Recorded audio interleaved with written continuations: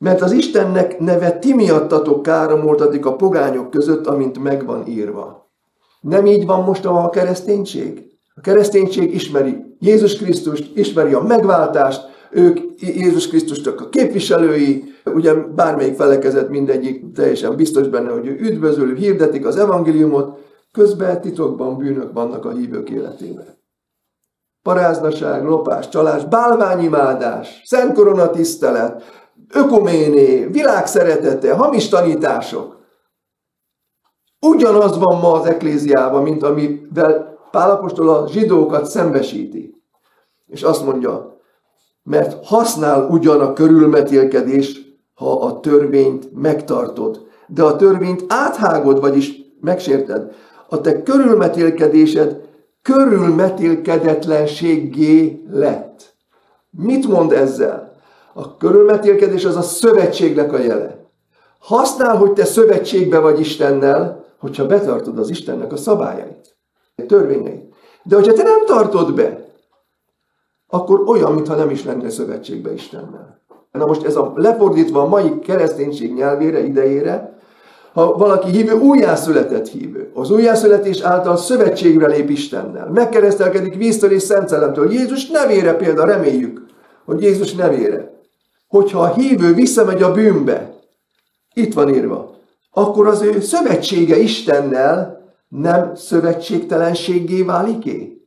Akkor ugyanaz történik, amit Pál mondott a zsidóknak. Örök élet, örök halál és az evangélium. Első rész. Az összes üzenet a hitvédelem.com oldalon megtalálható.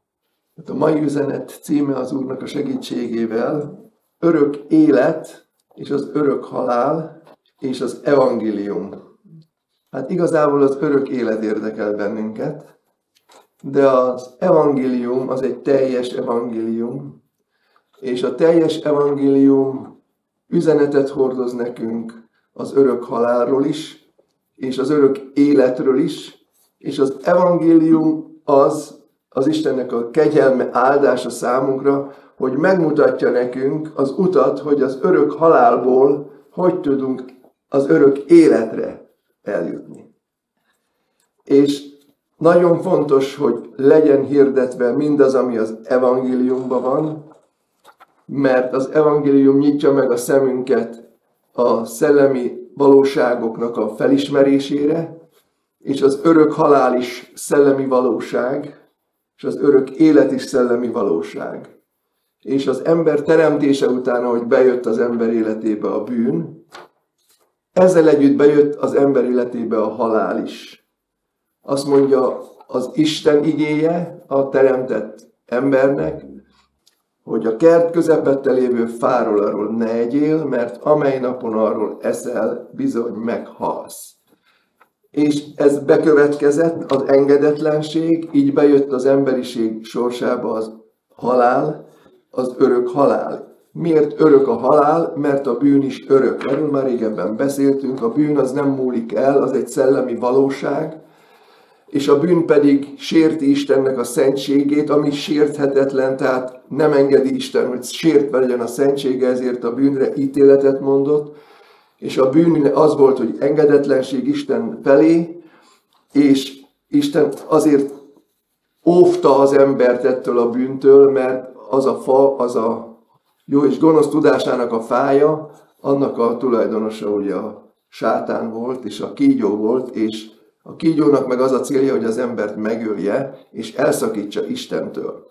Tehát az evangélium beszél az örök halálról, én nem akarnék most sokat beszélni az örök halálról, de azokat az igéket, amiket Jézus elmond róla, mert Jézus beszél róla, hogyha Jézus beszél róla, akkor igenis fontos, és Jézus pont azért jött el a földre, mint megváltó, hogy megváltson bennünket, mitől váltson meg az örök haláltól, és tudnunk kell, hogy mitől váltott meg bennünket, és hogyha ez nem lenne súlyos a halálnak az ítélete, akkor Jézus nem jött volna el, de annyira súlyos, hogy Isten meg akarja menteni az emberiséget, és azt akarja, hogy az örök halál helyett az örök életünk legyen, és ez a jó hír, ez az evangélium, hogy Jézus Krisztus magára vette a bűneinket, a bűneink büntetését, hogy ezáltal meg lehessen bocsájtani a bűneinket, és így örök életünk lehessen. Tehát János Evangélium 6. rész 47. versben Jézus azt mondja, hogy aki hisz én bennem, annak örök élete van. Ez egy sokkal mélyebb üzenet, és nagyon, ha leegyszerűsítik sokan, ugye a hinni ő benne, annak a megértése az nagyon sokféle a hívők életében, és akik nem értik ennek a mélységét és tartalmát, akkor azok ezt nagyon könnyelműen veszik, és egyszerűen csak egy elméleti hitről azt gondolják, hogy az már örök életet biztosít a számukra, és ez nem egészen így van. Ezért szeretnék az Úr segítségével először az örök halálnak a fogalmát áttekintjük, utána az örök életnek a fogalmáról szeretnék beszélni az Úr segítségével is. Mivel az örök életnek is két szintje van, és az örök halálnak is két szintje van, és a kettő között van a földi létünk, a földi életünk, és nagyon fontosnak érzem, hogy ezt tisztán lássuk, és ezt megértsük. Megyünk először is az evangéliumból, tekintsük át a Márk evangéliumnak a 9. részéből, hogy mit mondta az Úr Jézus az örök halállal kapcsolatban. Aki megbotránkoztat egyet a kicsinyek közül, akik én bennem hisznek, jobb annak, ha malomkövet kötnének a nyakára és a tengerbe vetik. És ha megbotránkoztat téged a te kezed, vágd le azt, jobb néked egy kézzel bemenned az életre, mint két kézzel a Gehennára, a megoldhatatlan tűzre, ahol az ő férgük meg nem hal, és a tüzük el nem aluszik. És ha a te lábad botránkoztat meg téged, vágd le azt, jobb néked sántán bemenned az életre, mint két lábbal vettetned a Gehennára, a megoldhatatlan tűzre, ahol az ő férgük meg nem hal, és a tüzük el nem aluszik. És ha a te szemed botránkoztat meg téged, vágd ki azt, jobb néked félszemmel bemenned az Isten országába.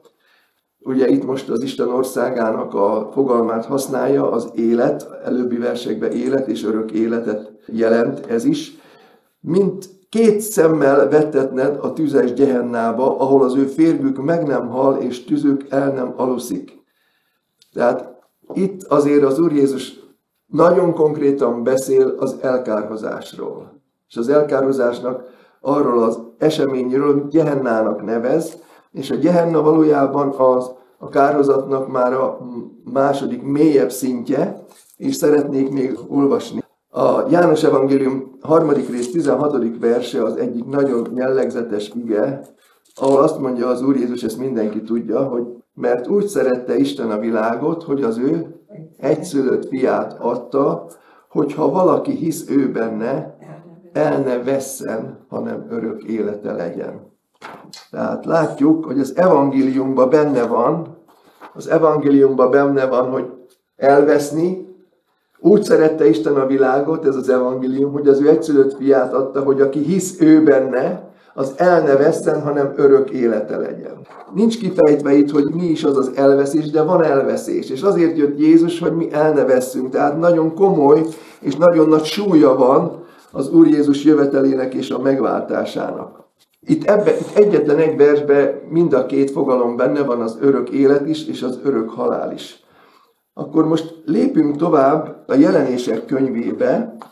A Jelenések könyvében látjuk, a Gehennáról szól, hogy mit jelent a Gehenna. Ez a 20. részben történik. Valójában, amikor az egész világtörténelemnek a vége lesz, tehát az 1000 éves királyi uralom is lezárul, akkor következik a nagy fehér királyi trónszék előtti ítélet, és erről ezt mondja a Biblia. És az ördög, aki elhitette az emberiséget, vettették a tűznek és a kénkőnek továbba, ahol van a fenevad és a hamis próféta, és kínosztattak éjjel és nappal örökkön örökké. És láttam egy nagy fehér királyi széket, és a rajta ülőt, akinek tekintete elől eltűnt a föld és az ég, és nem találtatott többé sem az mostani ég és a mostani föld. És láttam a halottakat, nagyokat és kicsinyeket állni az Isten előtt, és könyvek nyittatának meg, majd egy más könyv is megnyittatott, amely az életnek a könyve. És megítéltettek a halottak azokból, amik a könyvekben voltak írva, az ő cselekedeteik szerint. És a tenger kiadta a halottakat, akik ő benne voltak, és a halál és a pokol is kiadta a halottakat, akik őnáluk voltak, és megítéltetének mindnyájan az ő cselekedeteik szerint. A pokol és a halál pedig vettetett a tűznek tavába, ez a második halál, a tűznek tava. Tehát itt látjuk az első szintjét a kárhozatnak, a pokol és a halál, aztán még a tengert is említi, majd egy picit erre kitérünk. És ezek, ugye a pokol és a halál vettetett a tűznek tavába, és ez a második halál, ugye ezt nevezi Jézus Gehennának. És valaki nem találtatott beírva az életnek könyvébe, a tűznek tavába vetteték. Hát a Biblia nyíltan beszél a kárhozatról, nyíltan beszél az örök halálról. És arról is nyíltan beszél, hogy mi alapján fog Isten ítéletet mondani a könyvek, és egy könyv, az életnek a könyve. És nagyon kicsit nehéz érteni, és évtizedekig azért mindig a nem értett dolgok polcán hagytam ezt a dolgot, hogy lehet az, hogy a cselekedetek alapján lesznek egyesek megítélve, és utána pedig, aki nincs beírva az élet könyvébe, az a tűznek tavába vettették. Hát ha nincs beírva, akkor nem rögtön a tűznek tavába, és akkor miért kell megítélni a cselekedetek alapján? Ugye most cselekedet, vagy hitáltal, vagy kegyelemből, vagy akkor mostan hogyan fog ez történni? Most egy kicsit már túlléptünk, most már az örök kárhozatnak a témájából kicsit próbálunk menni az örök élet felé, mert aki viszont be van írva az örök élet könyvébe, az nem kárhozik el, de akkor a cselekedetek alapján is lesznek, akik meg lesznek ítélve. És hát nyilván csak azért van az ítélet, hogy akkor aki megfelel, az üdvösségre jut, aki nem felel meg, az meg nem. És az a csodálatos, hogy Pál apostol erre a kérdésre kapott kijelentést. És a rómaibeliekhez írt levél második részben Pál apostol nagyon világosan beszél azokról, a pogányoknak nevezi, hogy a pogányok a cselekedeteik által lesznek megítélve, és az ószövetségi Izrael is a cselekedetei által lesz megítélve. Mert akkor még ugye nem volt a kereszt áldozat jelen. A törvény cselekedeti alapján lesznek megítélve. Akkor azt most átmenetként az örök életnek a témájához kicsit belepillantunk abba a tanításba, amit Pál apostol leír, amit ő kapott Istentől, amit a római levél második részében olvasunk. Azt mondja Pál apostol a pogányokról, hogy amikor a pogányok, akiknek törvényük nincsen, természettől a törvény dolgait cselekszik, akkor ők törvényük ugyan nincsen, önmaguknak törvényük. Mit jelent ez? Ők nem kapták meg kijelentésbe az Isten törvényét, amit Izrael megkapott. Tehát az Izraelnek a törvényei, amit Mózesen keresztül Isten adott, tehát a Tóra, az a pogányoknak nincsen. Akkor most mi lesz a pogányokkal? Mindenki elkárhozik? Hát akkor nézzük meg, egy kicsit odaszaladok a Jelenések könyvéhez ismét, és a Jelenések könyvében azért egy-két izgalmas dolog azért ott mutatkozik. A Jelenések könyve 21. résznek a 24-es meg a 26-os versében azt olvassuk, és szeretném jelezni, hogy a 21. rész már az új jég és az új földről beszél. Az előbb, amikor elolvastuk a 20. rész végét, akkor láttuk, hogy a nagy fehér királyi trónszék előtti ítélet már úgy történik, hogy a régi föld és a régi ég már eltűnt, és megtörténik az ítélet a trónszék előtt mindazoknak, akik még korábban nem támadtak föl, és nem voltak megítélve. Na hát akkor segítségül szeretnék akkor visszatérni. Tehát a 7000 éves ügytörténetről van szó, és most a 6000 év végén járunk, és most lesz egy korszakzárás, de csak nagyon gyorsan szeretnék átmenni ezen. Ezen a korszakzárás úgy történik meg, hogy Jézus Krisztus visszajön nagy hatalommal és dicsőséggel, erről szól a Máté Evangélium 24. részben, 30. vers, hogy visszajön az Úr Jézus nagy hatalommal és dicsőséggel. Előtte van az a 7 év, most a részletekben nem megyünk bele, és ez az a korszak, amikor az első feltámadásnak az eseményei, ami több szakaszból áll az első feltámadás, az megtörténik. Egyébként a 20. részben is olvassuk, hogy amikor az Úr Jézus visszajön, akkor megítéli az Antikrisztust és a hamis prófétát, ezzel zárul le a 6.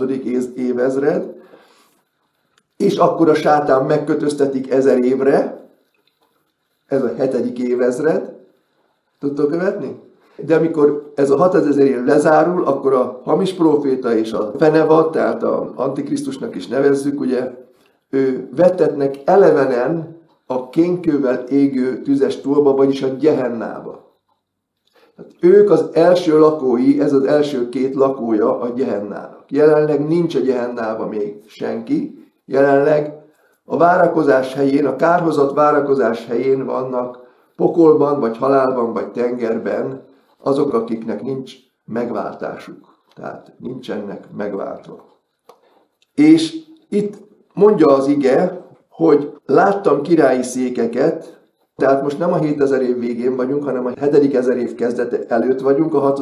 évezred végénél. Tehát, hogy időben, most nem hoztam rajzot, de már ezt sokszor lerajzoltam, az idővonalat. Tehát láttam királyi székeket, most nem egy királyi széket, hanem sokat. És leülnek azokra, és adattak nékik ítélettétel, és láttam azoknak a szellemeit, akiknek fejüket vették Jézus bizonyságtételéért, és az Isten szaváért, és akik nem imádták a fenevadat, sem annak képét, és nem vették a bélyeget magukra, sem homlokukra, sem kezeikre. Ebből látjuk, hogy ők abban az időszakban éltek a földön, amikor ez a borzasztó, tehát a nagy nyomorúságnak az időszaka volt, és mártírhalált haltak a hitükért. És most látja őket föltámadva, János, és a királyi székek előtt vannak, hogy kik vannak a királyi székben, ezt most arról nem beszélek, de sejtitek. Valószínűleg a Krisztus testéhez tartozók, akik a királyi uralomnak, az uralmi struktúrának a részei lettek, mert hűségesek voltak, de ebbe a részletekbe most nem mennénk bele. És éltek már, mint ezek a mártírok, akik meghaltak a Krisztusért, éltek és uralkodtak a Krisztussal 1000 esztendeig, tehát most fog következni az 1000 esztendő. Tehát királyi uralmi pozíciót kapnak, akik hűségesek voltak az Úr Jézushoz.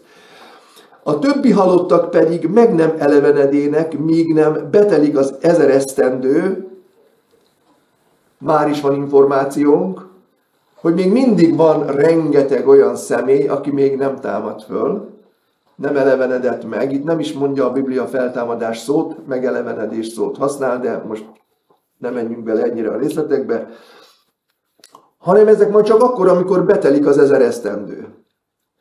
És amit ezután olvasunk, itt kimondja az ige, hogy ez az első feltámadás. Tehát akik az Úr Jézus visszajövetelekor, vagy az előtte lévő időszakokban feltámadtak, vagy elragadtattak, az mind az első feltámadásnak a fogalmához és eseményéhez tartoznak.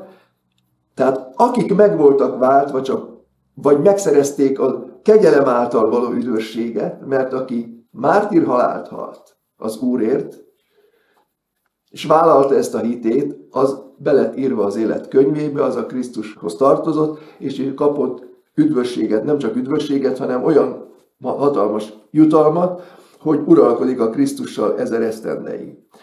És a Biblia nagyon gyorsan tovább lép az időben, és rögtön az 1000 év végéről beszél, most már megint átlépett 1000 évet, és amikor beteljesedett, vagy eltelt az 1000 esztendő, a sátán eloldoztatik a fogságból. Tehát látjátok, most nagyon sokat ugrottunk, 1000 évet ugrottunk.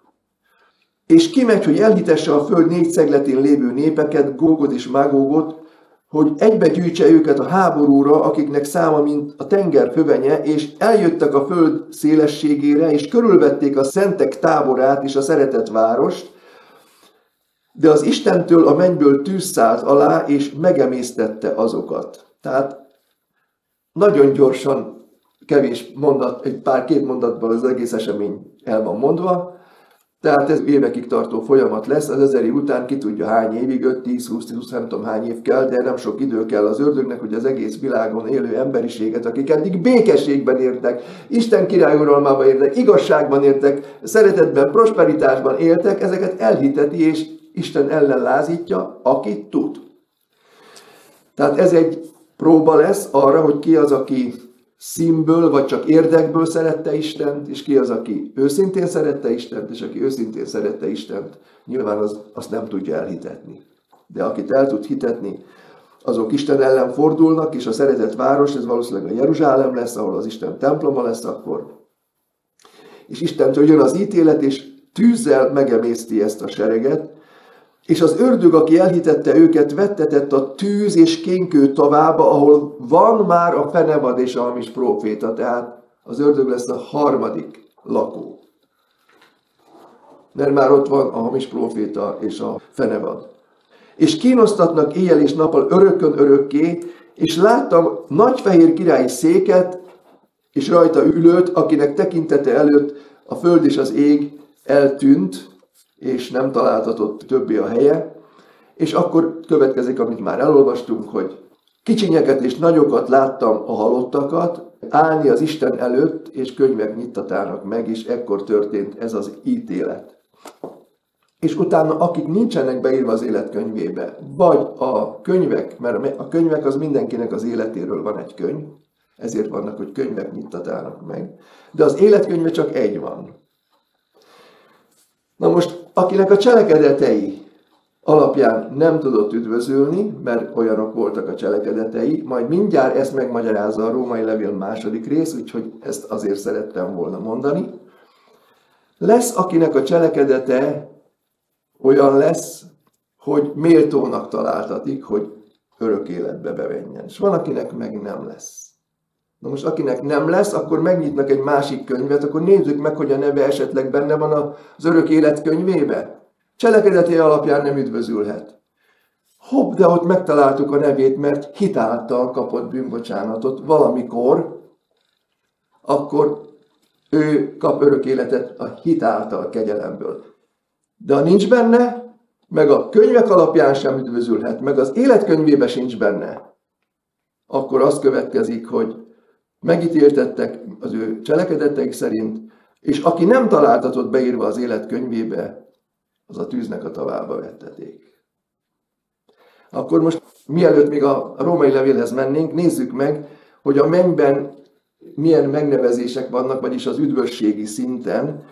A Jelenések 21. rész következik utána, és láttam ezután új jeget és új földet, mert az első ég és az első föld elmúltak, és a tenger többé nem volt, és én, János, láttam a Szent Várost, az új Jeruzsálemet, amely az Istentől száll alá a mennyből, elkészítve, mint egy férje számára felékesített mennyasszony, és hallottam nagy szózatot a mennyből, amely ezt mondja: ímé az Istennek a sátora az emberekkel van. A sátor ugye ez a lakhelyt jelent. A mennyből lejön az új mennyből, az új földre lejön a mennyei Jeruzsálem, és Isten velük lakozik, és ők az ő népei lesznek, és maga Isten lesz velük, az ő Istenük. És az Isten eltöröl minden könnyet az ő szemükről, és a halál nem lesz többé, sem gyász, sem kiáltás, sem semmi fájdalom nem lesz többé, mert az elsők elmúltak. Fájdalom sem lesz, sem gyász, semmi, ami rossz volt. És mondta az, aki a királyi székben ül. Itt szeretnék megállni. A múlt héten, meg azelőtt volt szó az Isten királyi uralmáról. Tehát itt van egy királyi szék, tehát van királyi uralom, mert van királyi szék. És azt mondta, aki a királyi székben ül: ímé, mindent újjá teszek. És mondd nékem, hogy írd meg, mert ezek a beszédek hűek és igazak, vagyis hitelesek és igazak. És mondd nékem, meglett. Én vagyok az alfa és az omega, a kezdet és a vég. Én a szomjazónak adok az élet vizének forrásából ingyen. Tehát ezt mind a királyi székben ülő mondja Jánosnak. Hogy én vagyok az alfa és az omega, tehát ki lehetett ez? Ez csak Jézus, ugye? És a király, aki a királyi székben ül, az Jézus Krisztus. És akkor most ugrunk egy kicsit, most jön a mennyei Jeruzsálemnek a bemutatása, azt most átugrom, de nézzük a 24. vershez, 23-tól olvasom. És a városnak nincs szüksége napra sem holdra, hogy világítsanak benne, mert az Isten dicsősége világosította meg azt, és annak szövétneke a bárány, tehát itt a mennyei Jeruzsálemről van szó, hogy ottan nem kell égi test, mert az Isten maga az a világosság. Na és most figyeljetek, és a pogányok, akik megtartatnak, tehát lesznek pogányok, akik megtartatnak. Annak világosságában járnak, és a föld királyai az ő dicsőségüket és tisztességüket abba viszik, mármint ugye a mennyei Jeruzsálembe, és annak kapui be nem zároltatnak nappal, mert éjszaka ugyanis ott nem lesz. Tehát akkor éjjel-nappal nyitva van, tehát pontosabban nappal van nyitva, mert éjjel nincsen, tehát folyamatosan nyitva van a kapu. És a pogányok az dicsőségét és tisztességét abba viszik, mert megint ott vannak a pogányok. Az előbb is voltak pogányok, most is vannak pogányok. És nem megy be abba semmi tisztátalan sem, aki utálatosságot vagy hazugságot cselekszik, hanem csak akik beirattak a bárány életének könyvébe. És megmutatta nekem, most már a 22. részhez lépünk át, megmutatta nekem, mármint Jánosnak, az élet vizének tiszta folyóját, amely ragyogó volt, mint a kristály, és az Istennek és a báránynak a királyi székéből jött ki. Majd erre is visszatérünk. Tehát egy királyi szék van, az Isten és a bárány közös királyi széke. És hogy hogyan működik ezt, még erre is, ha lesz időnk, szeretnék kitérni. És az ő utcájának közepén folyik ez a víz, és a folyóvíz két felén az életnek fája, amely 12 gyümölcsöt terem, minden hónapban meghozva a gyümölcsét, és a falevelei a pogányok gyógyítására valók. Már megint vannak a pogányok. A mennyben vannak pogányok. És 2 fa van jobb és bal oldalt az élet folyóján, és az minden hónapban hoz egy gyümölcsöt, tehát 12 gyümölcsöt egy évben ezek szerint. Hát ezek szerint mégiscsak van valamiféle időszámítás, de erre ne térjünk ki most.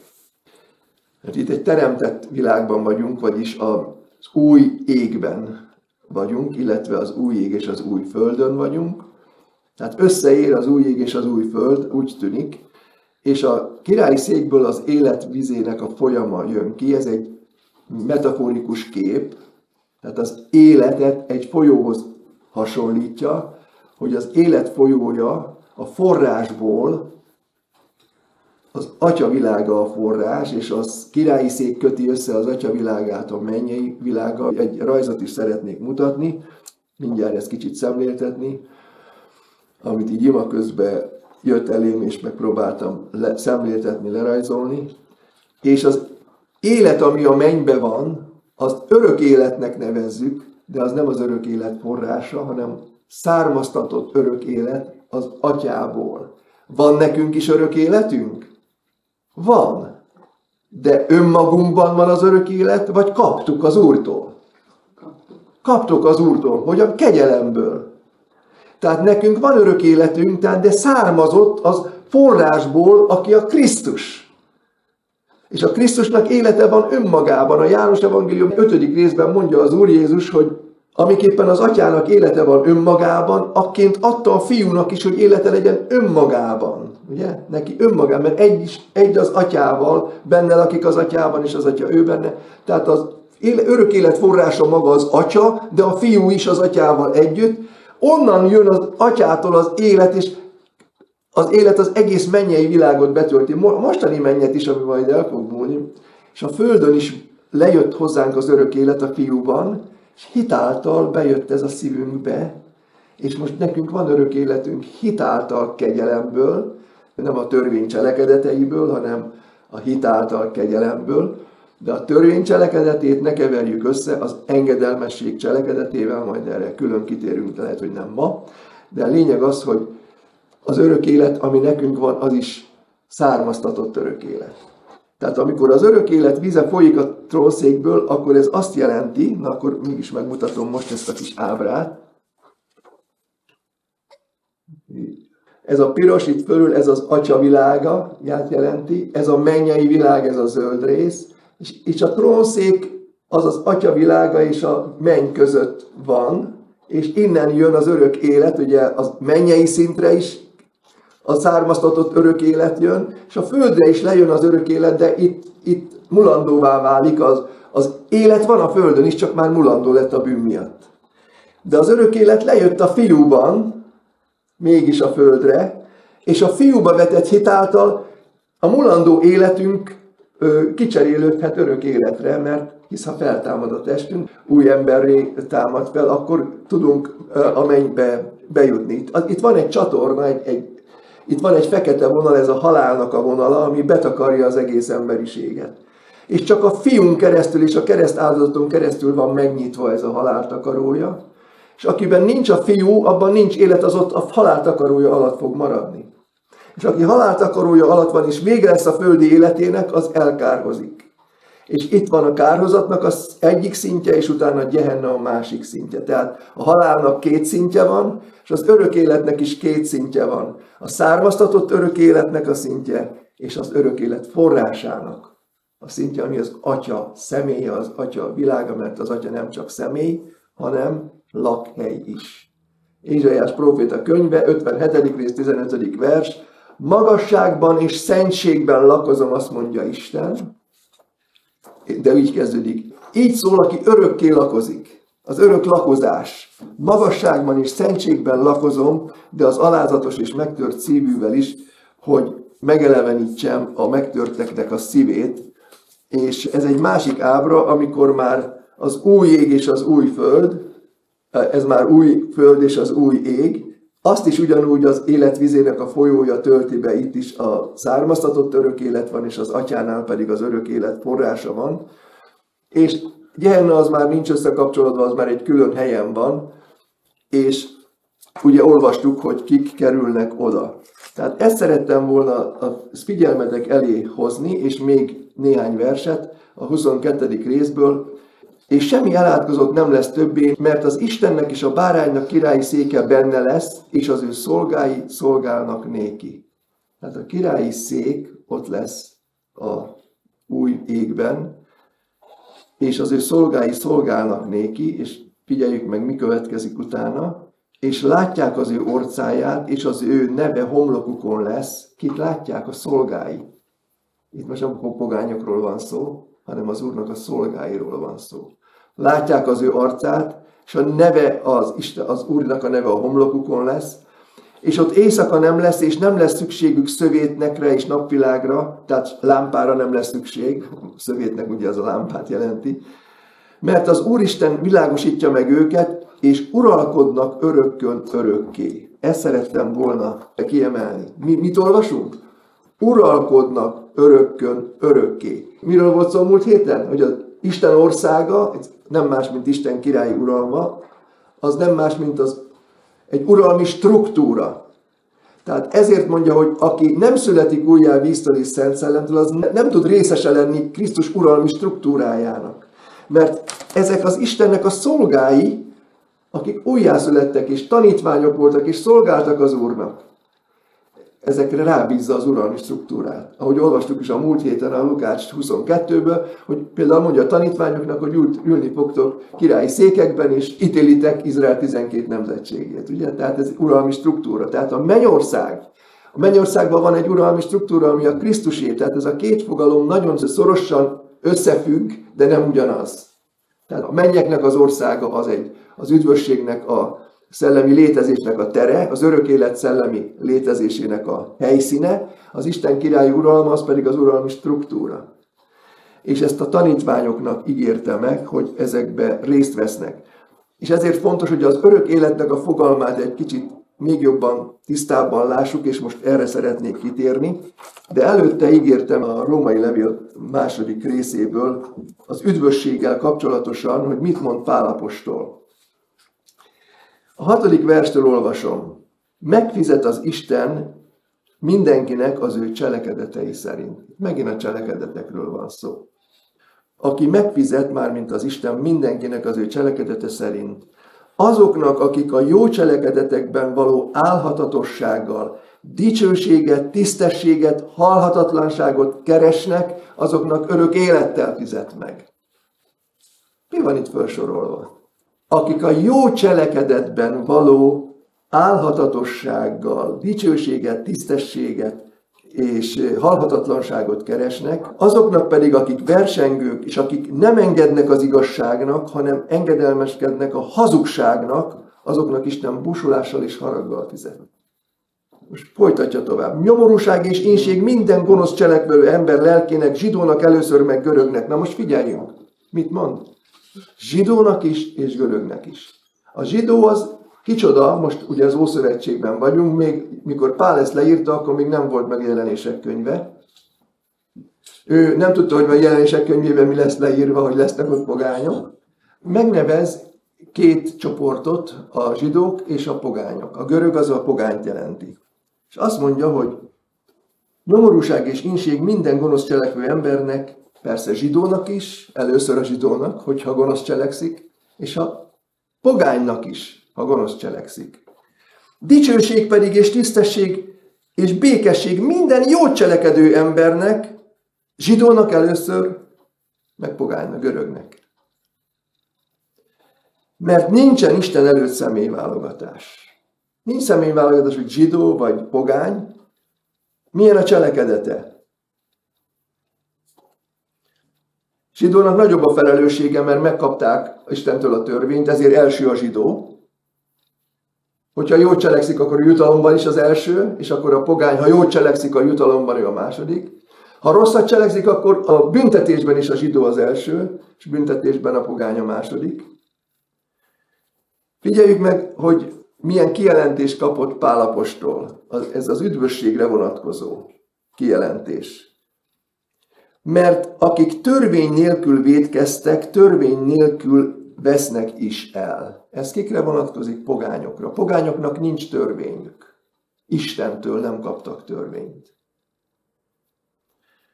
Akkor mi alapján fogja Isten megítélni őket? Mindjárt ezt is megválaszolja, ezt a kérdést is. Akik pedig törvény alatt vétkeztek, a törvény által lesznek megítélve. Ez ugye a zsidókra vonatkozik. Izraelre, inkább így mondom. Mert nem azok igazak Isten előtt, akik a törvényt hallgatják, hanem azok fognak megigazulni, akik a törvényt betöltik. Mert amikor a pogányok, akiknek törvényük nincsen, nem kaptak törvényt Istentől, természettől a törvény dolgait cselekszik, akkor ők, bár törvényük nincsen, önmaguk törvényei, tehát önmagukban törvényük. Mint akik megmutatják, hogy a törvény cselekedete be van írva az ő szívükbe, együttesen bizonyságot tesz erről az ő saját lelkiismeretük is, és a gondolataik is, amelyek egymást kölcsönösen vádolják, vagy mentegetik majd, azon a napon, amelyen az Isten megítéli az emberek titkait az én evangéliumom szerint a Jézus Krisztus által. Ez egy érdekes fogalom. Pál apostol azt mondja, az én evangéliumom szerint. Miért Pál apostolnak van külön evangéliuma? Nem, hanem a 4 evangélium, ami Jézus Krisztus evangéliuma. Annak a részleteiről, amiről az Úr Jézus nem beszélt, mert azt mondta, sok mondani valóm volna néktek, csak el nem hordozhatjátok. Pál kapott kijelentést arra is, hogy a pogányokkal mi lesz. Hogyan viszonyul Isten a pogányokhoz, illetve hogyan viszonyul Isten az Izraelhez, a zsidókhoz. Akik azt mondják, és akkor most nagyon nyíltan és elég keményen tükröt tesz az Izrael elé a következő versekben. És figyeljétek meg, íme te zsidónak nevezted el a törvényre támaszkodol, és Istennel dicsekedel. Nagyon kemény Pál apostol az Izraelhez, a zsidókhoz azt mondja, és ismered az ő akaratát, választást tudsz tenni az aközött, amelyek különböznek attól, mivel hogy a törvényből meglettél tanítva. És te azt hiszed magadról, hogy te a vakoknak vezetője, a sötétségben lévőknek világossága, a hallgatóknak tanítója, a kiskorúaknak mestere vagy, bírván a törvényben az ismeret és az igazság formáját, te föl vagy fuvalkodva, mert Istentől te kaptál törvényt, kaptál tanítást, és te már mindent tudsz, amit neked tudni kell, és te gondolod, hogy másoknak a tanítója vagy, aki azért más tanítasz, magadat nem tanítod, és aki azt hirdeted, hogy ne lopj, te mégis lopsz. Aki azt mondod, hogy ne paráználkodjál, és te mégis paráználkodol, aki utálod a bálványokat, ugye elvileg te tudod, hogy mi az, hogy bálványimádás, te utálod a bálványokat, és mégis te vagy a bálványimádó. Tehát látjátok, hogy tükröt tesz eléjük, és azt mondja, hogy ti tudjátok, hogy mi az Isten akarata, ti megkaptátok a törvényt, az pogányok nem kapták meg. És ti mégis vétkeztek Isten ellen, és Isten akaratát megszegitek, mert az Istennek neve ti miattatok káromoltatik a pogányok között, amint meg van írva. Nem így van most a kereszténység? A kereszténység ismeri Jézus Krisztust, ismeri a megváltást, ők Jézus Krisztusnak a képviselői, ugye bármelyik felekezet mindegyik teljesen biztos benne, hogy ő üdvözöl, hirdetik az evangéliumot, közben titokban bűnök vannak a hívők életében. Paráznaság, lopás, csalás, bálványimádás, szent koronatisztelet, ökuméné, világszeretete, hamis tanítások. Ugyanaz van ma az ekléziában, mint amivel Pál apostol a zsidókat szembesíti. És azt mondja, mert használ ugyan a körülmetélkedés, ha a törvényt megtartod, de a törvényt áthágod, vagyis megsérted.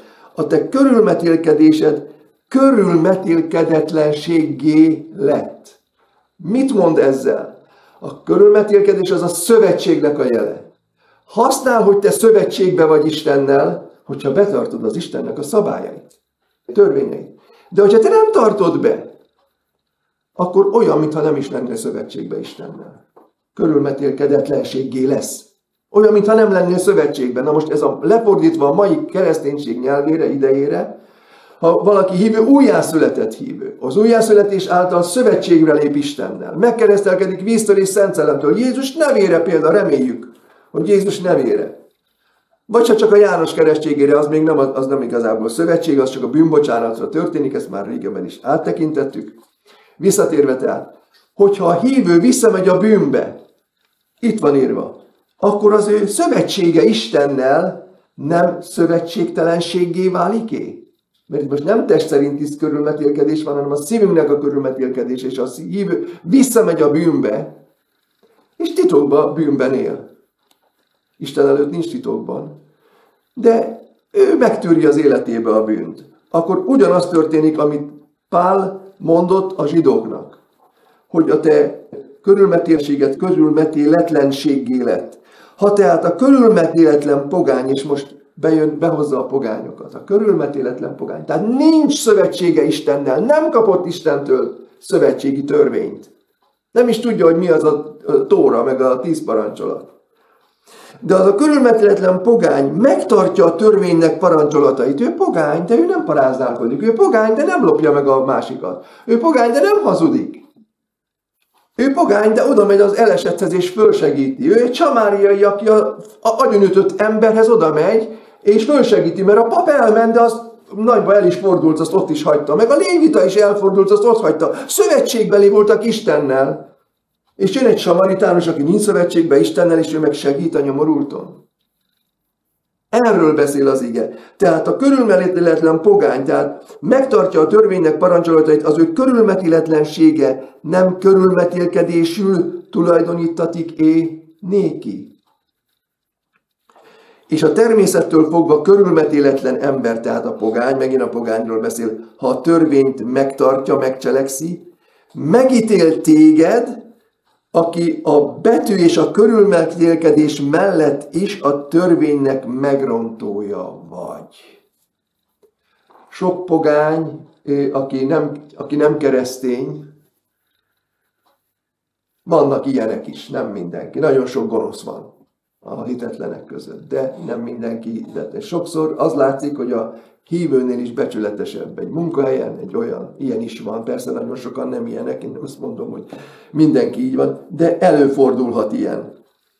Hogy megítéli a keresztényt, ugye a kereszténység, az egyházak ugye most függnek az államtól, kapják az állami pénzt, csalják az állami pénzt, fiktív számlákkal, jótéteményre kapják, ételosztásra, ingyen konyhára kapják, és akkor azt írják, hogy ők 200 000 embert etetnek, közben csak 200-at etetnek, de 200 000 embernek az étkezési pénzét veszik föl, és így tovább, ugye az államtól. Mert nem az a zsidó, aki külsőképpen az, sem nem az a körülmetélkedés, ami a testen külsőképpen van, hanem az a zsidó, aki belsőképpen, és a szívnek szellem szerint és nem betű szerint való körülmetélése az az igazi körülmetélés, amelynek dicsérete nem emberektől, hanem Istentől van. Tehát arról beszél itt ezt Pál apostol, hogy a szívnek a körülmetélése jelenti valójában a szövetséget Istennel, és nem a külsőképpen. Nem az az igazi szövetség Isten, amikor valaki újjászületik, megkeresztelkedik, szövetségre lépett Istennel, de a bűn által elhagyta ezt a szövetséget. Akkor az már nincs szövetségbe Istennel.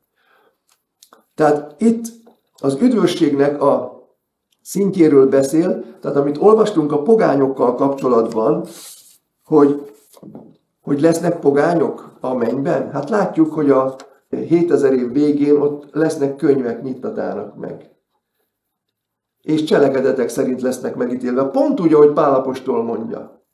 És lesz azért olyan is, aki méltó lesz rá, hogy a cselekedetei alapján. De kikre vonatkozik ez?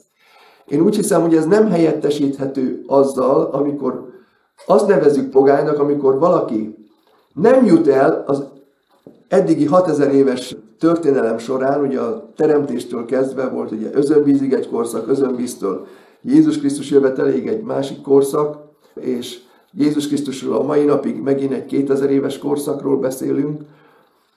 Lehettek-e szerintetek olyan népcsoportok a Földön, akik nem hallottak az evangéliumról? Vagy amikor most az újszövetséges időben a középkori részt nézzük, amikor nem volt nyomtatott ige, nem volt nyomtatás, és csak kitől, hogy mit hallott. Hogyha nem hallotta a tiszta evangéliumot, vagy egyáltalán nem hallotta az evangéliumot, és leírta az életét. Tisztességesen, családja volt, gyerekei volt, nyomorban éltek, de leélték az életüket. Tisztességesen, jól. És nem hallottak az evangéliumról. Nem tudtak újjászületni. Nem tudtak Jézus mellett dönteni. Lehettek ilyen emberek? Igen. Hát miért ne lehetnétek volna? És nem is kevesen. Tehát óriási létszáma lehet azoknak az embereknek, akik nem hallottak az evangéliumról, és nem tudtak megtérni, nem tudtak a kegyelem általi üdvösségre jutni, de hogyha olyan volt a cselekedetük, hogy Isten előtt a lelkiismeretük törvénye szerint fogja Isten őket megítélni, mert Isten belehelyezte a lelkiismeretet a szívükbe, hogy ne lopjanak, ne csaljanak, ne hazudjanak, hogy ne paráználkodjanak, és így tovább, és becsületesen éljenek, és bizonyára vannak olyanok is, akik becsületesen tudták leélni az életüket, vagy másokon is tudtak segíteni. Azok a könyvek megnyittatásakor megkaphatják az üdvösséget. És azt látjuk a Jelenések könyve 21. részben, meg a 22. részben, hogy ezeket nevezi pogányoknak, vagyis olyanoknak, akik nem kerültek szövetségbe Istennel, mert az a pogány, aki nincs szövetségbe Istennel. És a mennybe lesznek pogányok. Én ezt láttam, és itt jutnánk el odáig, hogy már nem áll rendelkezésre az idő, hogy az örök életnek a fogalmát áttekintsük, hogy az örök életnek is két szintjéről beszél a Biblia. Az örök élet fogalmának a Bibliában van egy általános tartalma, és van egy speciális tartalma. És mi az általánost ismerjük leginkább, és a speciálisat nem annyira ismerjük. De akkor a mai napon én ezt már nem kezdem el, mert szeretnék erről bővebben megosztani igéket a Bibliából, az evangéliumból, hiszen az evangélium ezt nagyon részletesen tartalmazza. Az általános szintje az üdvösségnek János 3.16 is beszél róla, meg a 6. rész 47. vers is, hogy aki hisz én bennem örök élete van. És úgy szerette a világot az Isten, hogy az ő egyszülött fiát adta, hogy aki hisz ő benne örök élete legyen, el ne vesszen, hanem örök élete legyen.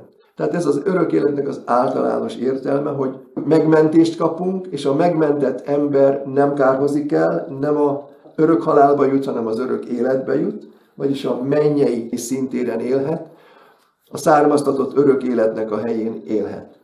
És van az örök életnek egy másik definíciója, ezt most már csak zárásként szeretném mondani, de a jövő héten, ha az Úr megsegít, akkor erre térnénk ki, ami a főpapi imában van a János Evangélium 17. rész 3. versében, ahol azt mondja az Úr Jézus, hogy az pedig az örök élet, hogy megismerjenek téged, Atyám, az egyedül igaz Istent, együtt a Jézus Krisztussal, akit te elküldtél. Hát akkor most ez mit jelent? Hogy ez az örök élet valójában. És majd akkor, ha az Úr éltet és megsegít, akkor erre a következő alkalommal térnénk ki, mert erről nagyon részletesen beszél az Úr Jézus a tanítványainak, és az egész főpapi ima tulajdonképpen erről szól. Az Úr segítségével örök életnek a két jelentését, az általános és a speciális jelentését, azt jövő héten az Úr megsegít, akkor tekintenénk át. Az általános értelem, az örök élet az az üdvösséget jelenti, a speciális jelentése pedig az, hogy megismerni az Atyát és a Fiút.